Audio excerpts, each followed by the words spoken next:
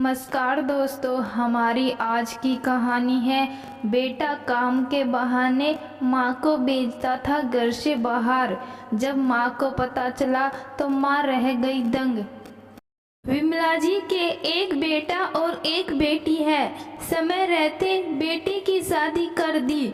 बेटा इंजीनियरिंग की पढ़ाई कर मल्टीनेशनल कंपनी में जॉब करता था। अच्छे खासे पैसे कमाता था। उसी कंपनी में काम करने वाली दिया से दोस्ती हुई। दोस्ती कब प्यार में बदल गई, दोनों को पता ही नहीं चला। जब सुशांत ने अपनी माँ को बताया तो माँ ने अपने बेटे की खुशी में ही अपनी खुशी ढूंढी। शादी के कुछ दिन बाद सुशांत ने अपनी माँ से कहा, माँ आज आपके हाथ की चाय पीने का मन है, बना दो ना। विमला जी ने कहा, बहू से बोल, वो पराठे तो बना ही रही है, चाय भी चढ़ा देगी। नहीं माँ, आपकी बनाई चाय में जो स्वाद है वैसा उसकी बनाई चाय में कहाँ। विमला जी मुस्कुराई। बहू की बुराई सुनकर उनके होठों पर मुस्कुराहट आ गई थी, या अपनी तारीफ सुनकर, वजह जो भी हो, लेकिन वह मुस्कुराते हुए चाय बनाने किचन की ओर चल दी। माँ आज हरी पालक वाला साग खाने का मन है, आओ बाजार से साग ले आओ। मेरे घुटनों में दर्द है, बहू को कह दो वो ले आएगी। नहीं माँ, उसे साग छाँटना नहीं आता, ऐसे ही सड़ा गला साग उठा लाएगी। आप तो छाँट कर ताज़ा साग लाती हो, उसका स्वाद ही कुछ और आता है। बेटे की बात माँ कैसे टालती, और विमला जी छड़ी पकड़कर धीरे धीरे साग लेने बाजार चली गई। अक्सर ही सुशांत विमला जी को कोई न कोई बाहर का काम बता देता। बेटा के लिए विमला जी चली भी जाती, लेकिन बार बार विमला जी के मन में ख्याल आता कि उनके घुटनों के ऑपरेशन के बाद भी बेटा उन्हें बाहर के काम बताता है, जबकि घुटनों के ऑपरेशन के बाद उन्हें आराम करना चाहिए। उन्होंने कई बार सुशांत से अपने मन की बात कहनी चाही, पर कह नहीं पाई। धीरे धीरे उनके मन में ये बात बैठ गई कि सुशांत उनसे ज़्यादा अपनी पत्नी का ख्याल रखता है, उसकी बीवी को परेशानी न हो, इसलिए बहू के काम भी उन्हें बता देता है। मम्मी कैसी हो, घुटनों में दर्द कम हुआ या नहीं? बेटी रजनी ने फ़ोन पर विमला जी का हाल चाल पूछा। बेटा दर्द कैसे ठीक होगा जब तेरा भाई ही उसे ठीक नहीं होने देना चाहता। क्यों माँ, क्या हुआ? भैया और भाभी तो आपका बहुत ध्यान रखते थे, लेकिन जब से घुटनों के ऑपरेशन के बाद मैं घर में रहने लगी हूँ तो उनकी आंखों में खटकने लगी हूँ। तभी तो तुम्हारा भाई छोटे छोटे कामों के लिए मुझे बाजार भेजता रहता है। ये आप क्या कह रही हो मम्मी? अभी अभी तो आपके घुटनों का ऑपरेशन हुआ है। भैया भाभी ऐसे कैसे कर सकते हैं तुम्हारे साथ? मुझे तो यकीन नहीं होता। तुझे अपनी माँ पर यकीन क्यों होगा?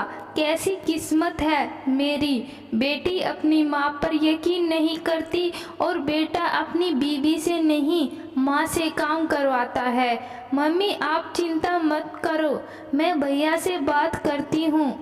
कुछ देर बाद रजनी ने सुशांत को फ़ोन किया। भैया मैं क्या सुन रही हूँ? ऐसा क्या सुन लिया तूने?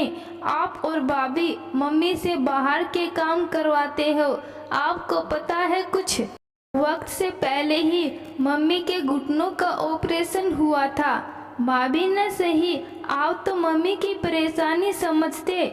रजनी मम्मी की परेशानी समझता हूँ, तभी तो मम्मी को किसी न किसी काम के बहाने बाहर भेजता रहता हूँ। भैया ये क्या तर्क हुआ? रजनी मम्मी के ऑपरेशन से पहले दिया ही घर के बाहर के काम करती थी, ऑफिस भी संभालती थी। मम्मी अक्सर सत्संग या अपनी सहेलियों के साथ घूमने जाती रहती थी, लेकिन जब से मम्मी के घुटनों का ऑपरेशन हुआ उन्होंने बाहर जाना कम कर दिया। अपने को बेचारा मानकर सारे दिन बिस्तर पर लेटी रहती है या टीवी देखती रहती।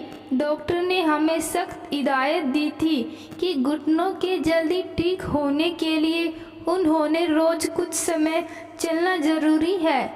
जब भी तुम्हारी भाभी मम्मी को पकड़कर चलाने की कोशिश करती या छड़ी के सहारे चलने के लिए कहती तो वो कहती, मेरी बेटी होती तो मेरा दर्द समझती, यूँ जबरदस्ती चलाने की कोशिश न करती।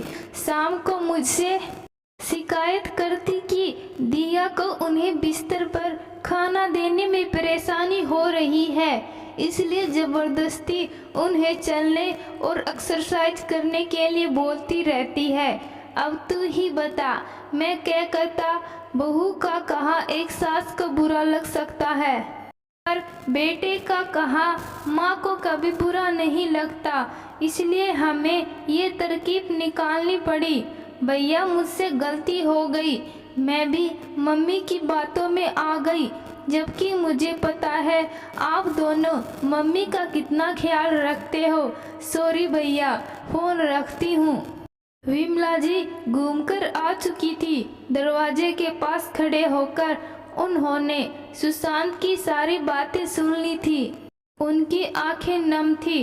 मम्मी जी आप वहाँ क्यों खड़ी हैं? दरवाजे पर विमला जी को खड़ा देख दिया बोली, सुशांत बहू मुझे माफ़ कर दो, मैंने तुम दोनों के बारे में न जाने क्या क्या सोच लिया था। मैं कैसे भूल गई कि तुम दोनों मुझे कितना सम्मान और प्यार करते हो और ये सब मेरी भलाई के लिए ही कर रहे हो।